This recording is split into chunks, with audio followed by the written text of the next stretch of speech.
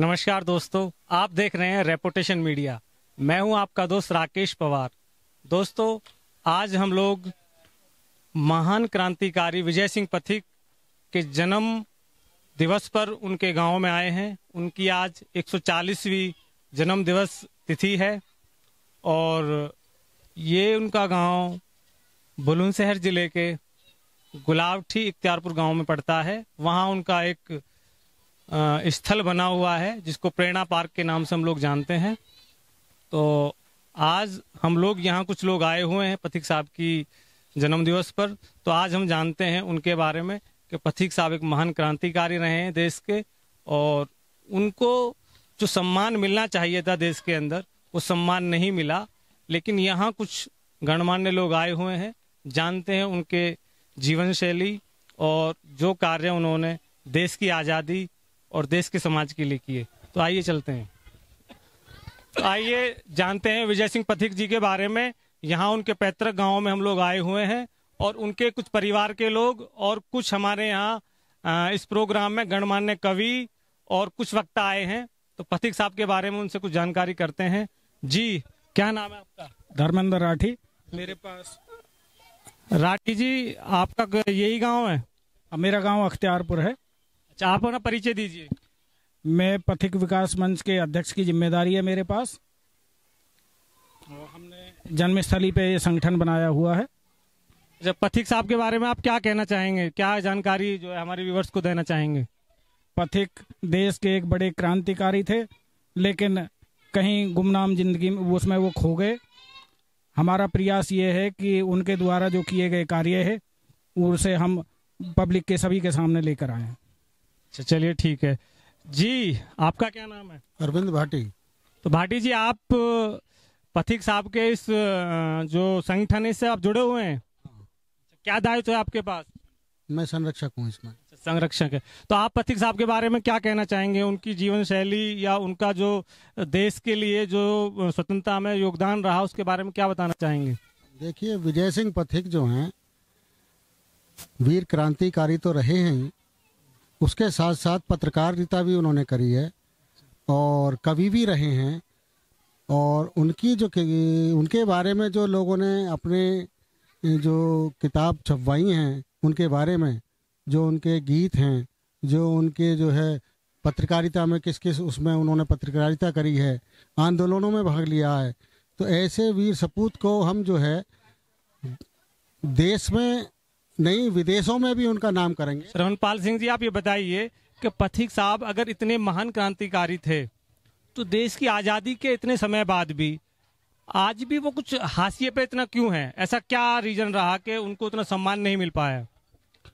चूंकि पथिक जी अपनी किस्म के अलग अलग व्यक्तित्व थे। उन्होंने क्रांति का पद भी अपनाया, क्रांतिकारी के रास बिहारी बोस जैसे क्रांतिकारियों के साथी भी रहे, और उन्होंने किसानों के लिए भी नेतृत्व किया, और लेखक के रूप में उन्होंने कार्य किया, पत्रकार के रूप में किया। 5 वर्ष तक कारावास भी उन्होंने झेला, कारावास में रह के भी उन्होंने लेखन किया। लेकिन जो उस समय कांग्रेस के वरिष्ठ पदों पर लोग रहे, उनके द्वारा उनको शायद उनकी अलग आइडियोलॉजी हो सकती है कुछ, तो उस आइडियोलॉजी से कहीं ना कहीं हो सकता है टकराव हो। क्योंकि जो अब जानकारी में आया कि एक बार उन्होंने बेजोलिया आंदोलन में भी उनसे कहा गया कि आप सरेंडर कर दीजिए, फिर वापस ले लीजिए इस आंदोलन को, उन्होंने मना कर दिया था। तो कई मामलों में हो सकता है, चूंकि तथ्य प्रमाणित।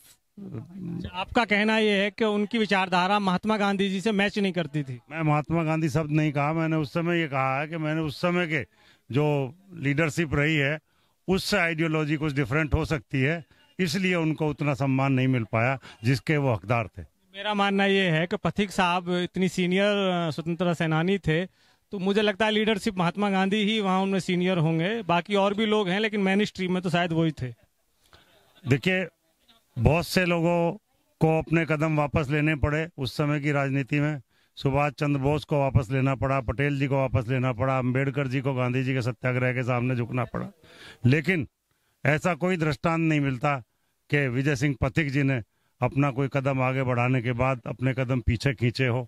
तो ये कुछ कारण हो सकते हैं जिस वजह से उनको राजनीति में आगे बढ़ने का अवसर अन्य लोगों के द्वारा नहीं दिया। चलिए ठीक है जी।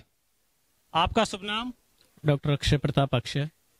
अक्षय प्रताप जी, आप पेशे से क्या हैं? मैं डिस्ट्रिक्ट कोर्ट बुलंदशहर में रीडर के पद पर कार्यरत हूँ। रीडर के पद पर कार्यरत हैं, अच्छा। आप मुझे ये बताइए कि पथिक साहब को, मैं एक ये क्वेश्चन फिर दोबारा दोहरा रहा हूँ कि पथिक साहब के इतने वर्णन होते हैं कि उन पे इतना इनाम था, इतनी चीजें थी, लेकिन उनको जो सम्मान है उसका क्या रीजन रहा जो नहीं मिल पा रहा है? मैं एक्चुअल में मुझे उस चीज का जवाब नहीं मिल पा रहा, तो आप क्या कहना चाहेंगे उस बारे में? हम बहुत सारी चीजें हैं उसमें। सबसे पहली चीज आती है नैष्ठिक भावों की, क्योंकि निष्ठाएं जो थी वो एक खास एक परिवार तक सीमित हो रही। देश में किसी भी स्वातंत्र समर के सेनानी के नाम पर कहीं कोई संग्रहालय इस देश में बना हो, आप पहली बार देख रहे हैं देश में कहीं सुभाष चंद्र बोस दिखाई देने लगे, कहीं देश में सरदार पटेल दिखने शुरू हुए हैं। देश का और सांस्कृतिक गौरव है, ये स्वातंत्र समर के सेनानियों को मिला क्या? कुछ भी तो नहीं। इसका रीजन क्या है? ऐसा मतलब ऐसा क्या हुआ देश के अंदर जो इनको, जो जितने भी हिंदुस्तान की आजादी में जो देश को स्वतंत्र कराने वाले जो रखवाले थे, जो मतवाले थे, उनको सम्मान क्यों नहीं मिल पाया? ऐसा क्या रीजन रहा? एक खास, जिसे कहते हैं दुम हिलाना, कोई मुहावरा नहीं है और कहावत तो बिल्कुल भी नहीं है। ये एक मानसिक संकीर्णता है जो कई बार लगता है कि कुछ जैसे कुत्ते के दांतों पे हावी रहती है। और मैं भी ऐसा ही मानता हूं कि एक परिवार तक देश की आजादी केवल उन्हीं लोगों को इसका हक मिला और किसी को कुछ नहीं मिला इस देश में। कफन के अभाव में जहां लोग नंगे दफनाए जाते हैं, करोड़ों खर्च करके कुर्सी के जन्मदिन मनाए जाते हैं, और जरा बताओ मुझको कैसा स्वाभिमान है जहां तन ढकने के लाले हैं और रोता हिंदुस्तान है। कहने का मतलब आपका ये है कि जितने लोगों ने कुर्बानियां दी, उन्होंने कभी ये सोचा नहीं होगा कि वो एक ऐसे हिंदुस्तान के लिए अपना बलिदान दे रहे हैं कि जो आने वाले समय में उनको हाशिए पर ले आएगा। तो इस पे आपका क्या कहना है? देखो भैया, एक आपसे मैं एक अगर कहना चाहूं तो वो ये है कि जिन्होंने अपना सर्वस्व होम किया, उनके नाम पे, चाहे वो भगत सिंह हैं, सुखदेव हैं, राजगुरु हैं, चंद्रशेखर आजाद हैं, विजय सिंह पथिक जी हैं। यहाँ तो आपने पढ़ा हो, एक प्रायोजित तथ्य चला कि हमने पूरे जीवन में महाराणा प्रताप को कभी महान नहीं पढ़ा, ना हमें पढ़ाया गया। हमें तो अकबर दी ग्रेट पढ़ाए गए। क्या मतलब है इस चीज का? हमारे भारत में अगर हमारे अपने लोगों का इतिहास, आपने कभी विजय सिंह पथिक के सिलेबस में कहीं कोई अध्याय देखा हो? हिंदुस्तान का वो स्वर्णिम अध्याय है विजय सिंह पथिक या महाराणा प्रताप या ये ऐसे लोग, इनके नाम पे कुछ ना कुछ तो कायदे से होना चाहिए। और अब देश जाग रहा है, खड़ा हो रहा है, उठ रहा है, तो दोबारा से फिर से कोशिश करेंगे कि इन लोगों को कहीं बस ये तथ्य दबे ना रह जाएं। ये व्यक्तित्व निकल के बाहर आने चाहिए। इन्हें देश की युवा पीढ़ी जाने, देश का वर्तमान जाने, अच्छे से हमें पढ़ने को मिले और देश देशांतर तक ये नाम जाने चाहिए। अच्छा जी, आप अपना नाम बताएं। राजवीर पीलवान। अच्छा पीलवान साहब, आप क्या करते हैं? मैं पथिक जनशक्ति पार्टी में राष्ट्रीय सचिव। अच्छा, अभी आप जो नई पार्टी बनी है पथिक जनशक्ति पार्टी, उसके राष्ट्रीय महासचिव हैं। डॉक्टर हरेंद्र सिंह तेवतिया। डॉक्टर हरेंद्र सिंह तेवतिया। अच्छा डॉक्टर साहब, आपका नाम तो मैंने सुना है और मुझे पता चला है कि आपने पथिक साहब के जो उनका जीवन काल रहा है, जो उनकी स्वतंत्रता समर में जो कार्य रहे हैं, उस पर आपने रिसर्च की है, पीएचडी की है। तो आप क्या पथिक साहब के बारे में क्या क्या चीजें कहना चाहेंगे? और बहुत संक्षेप में 8-10 पंक्ति में आपको बताऊंगा। जब स्वतंत्रता संग्राम चल रहा था तो इसमें क्या था, जो पूंजीवादी थे, जमींदार थे, उनके खिलाफ हम सब आंदोलन कर रहे थे, आम जनता। उसमें क्या हुआ, जब देखा पूंजीवादियों ने कि कांग्रेस का जो है बोलबाला होने वाला है और हमारी हार हो रही है, अंग्रेज यहाँ से दौड़ लगा रहे हैं, भाग रहे हैं, पिट रहे हैं, तो उन्होंने कांग्रेस ज्वाइन करना शुरू कर दिया। जब कांग्रेस ज्वाइन करनी शुरू कर दी तो विजय सिंह पथिक जी ने उनका विरोध करा। जो भाई जिनके खिलाफ हम आंदोलन कर रहे थे वो ही आज कांग्रेस में आ रहे हैं, इनकी जय बोलनी शुरू हो गई, ये तो गलत है। तो इसके विरोध करने से क्या हुआ, वहाँ के जो पूंजीवादी थे वो इनके विरोध में हो गए। जैसे आपका कहने का मतलब ये है कि पथिक साहब ने कांग्रेस का विरोध करने की वजह से उनको कांग्रेस ने देश शामिल होने वाले पूंजीपति और जमींदारों का विरोध करना शुरू कर दिया, क्योंकि वो उन्हीं के खिलाफ आंदोलन कर रहे थे। जब उन्होंने देखा आंदोलन सफल हो रहा है तो कांग्रेस में ही उन्होंने आना शुरू कर दिया, जमींदार पूंजीपतियों ने, और उन्हें ही टिकट मिलने शुरू हो गए, उन्हें वही मंत्री बने, वही सांसद बने, वही विधायक बने। तो इसका पथिक जी ने विरोध करा। यदि पथिक जी हम संक्षेप में कहें, पूंजीवाद से लदा हुआ गांधीवादी चोला ओढ़ लेते तो आज उनकी राजनीति में जय जयकार होती। पथिक जी का एक दो लाइन है, यश है ना, कोई यश वैभव सुख की चाह नहीं, परवाह नहीं जीवन रहे ना रहे जग में, तो बस यही जग में स्वेच्छाचारी दमन न रहे। तो मैं इस चीज से समझता हूँ कि उनके अंदर कभी इस चीज को लेके कोई लालसा थी नहीं कि भाई उनको जो है कोई पद चाहिए या कोई सम्मान चाहिए, क्योंकि वो चीज उनके उससे दर्शाती है को निस्वार्थ जो है देश की सेवा में, देश के समर्पण में उन्होंने अपना पूरा जीवन जो है बलिदान कर दिया। इसमें हमारे जो इतिहासकार हैं उनकी भी भूमिका रही है। उन्होंने इतिहास को पक्षपातपूर्ण तरीके से लिखा है। उन्होंने ये कर दिया कि इन्हें पर्दे के पीछे धक्के लगे और जो लोग आंदोलन जिनके खिलाफ कर रहे थे वो आगे कर दिए गए। उसका उदाहरण जमनालाल बजाज जी हैं। उन्होंने पथिक जी को रोकने के लिए, अजमेर से निकालने के लिए बहुत प्रयास किया और उनके स्थान पर अपने चेले वहां पर लगा दिए, जिसे पथिक जी को पीछे धकेला गया और राजनीति से उन्हें विरक्त कर दिया गया। यहाँ तक कि जब वो अंतिम सांस ले रहे थे पाल बीचला मेहंदीवाड़ा अजमेर में, उनको बाड़ी, वहाँ की राजस्थान की बाड़ी का एक फूल भी नसीब नहीं हुआ। आपसे पूछना चाहूंगा जी, आपका क्या नाम है? मेरा नाम रमेश प्रसून। रमेश प्रसून जी, आप ये बताइए कि देश की आजादी के बाद जो इतिहास लिखा गया, क्या उसमें जो पहले एजुकेशन मिनिस्टर थे उनका कहीं ना कहीं उनकी आइडियोलॉजी दर्शाती है? हाँ, उनका वो थे मौलाना आजाद थे। मैंने तो सुना है कि मौलाना आजाद तो शायद पढ़े लिखे नहीं थे या बहुत कम पढ़े लिखे थे। वो एक अलग बात है, किंतु वो मंत्रिमंडल में मंत्री थे, शिक्षा मंत्री थे, और उन्होंने शिक्षा का सारा स्वरूप ही अपनी तरह से कर दिया, उसे छद्म रूप से।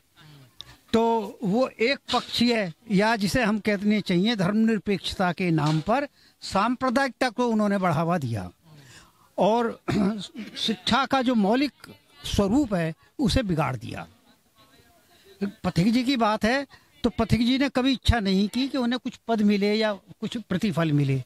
उनका तो एक आत्मभाव था, जैसे भगत सिंह को सिर्फ देश के अलावा कुछ नहीं दिखाई देता था, चंद्रशेखर को कुछ नहीं दिखाई, उन्हें ये नहीं पता था कि आगे क्या होना है, उन्हें सोचने की जरूरत थी। यही पथिक जी थे। पंडित जी पुराण खा रहे हैं, मुल्ला जी कुरान खा रहे हैं, विधायक जी विधान खा रहे हैं और सांसद संविधान खा रहे हैं। अरे कुछ तो इतने घाघ हैं मेरे भाई, पूरा हिंदुस्तान खा रहे हैं। इस सवाल पर क्या कहना चाहेंगे कि जो हमारे जो शहीद हैं, जिन्होंने देश की आजादी के लिए बिगुल बजाया, चाहे चंद्रशेखर आजाद, सुभाष चंद्र बोस, भगत सिंह, अशफाक उल्लाह खां, बिस्मिल, जितने भी लोग थे जिन्होंने पूर्ण अपनी जो आहुति दे दी और आहुति के बाद भी आज वो हाशिए पर हैं, तो इस पे आपकी अपनी कोई कविता या कोई वेदना, अगर आप कुछ कहना शेयर करना चाहें तो चलिए। अमर शहीदों को यदि हमने दिल से याद किया होता, अमर शहीदों को यदि हमने दिल से याद किया होता, हर पूजा से पहले दिल में उनका ध्यान किया होता। अरे अपने खून की लाली से जो माँ को तिलक लगाते हैं, अपने खून की लाली से जो माँ को तिलक लगाते हैं, ऐसे क्रांति वीरों को हम नित नित शीश नवाते हैं। ऐसे क्रांति वीरों को हम नित नित शीश नवाते हैं। उन लोगों को दिल में धारण करने की जरूरत है, उन लोगों को नमन करने की जरूरत है, ना कि भारती की पालकी जो लूट रहे आज यहाँ उन्हें निज नीचता नजर नहीं आती है। दलों से भी बड़े नंग कैसे समझाएं हम, डायन बिसात घर छोड़ यहाँ खाती है। राष्ट्र प्रेमी बात जब करते हैं नेता यहाँ, अंतरात्मा सभी की रो रो यहाँ जाती है। ऐसा लगता है जैसे कोई वैश्या यहाँ करवा चौथ बड़ी धूमधाम से मनाती है। तो दोस्तों, आप देख रहे थे रेपुटेशन मीडिया और हम लोग पथिक साहब की आज जन्म जयंती पर, उनकी 140वीं जन्म जयंती है, उस पर चर्चा कर रहे थे। भारत माता की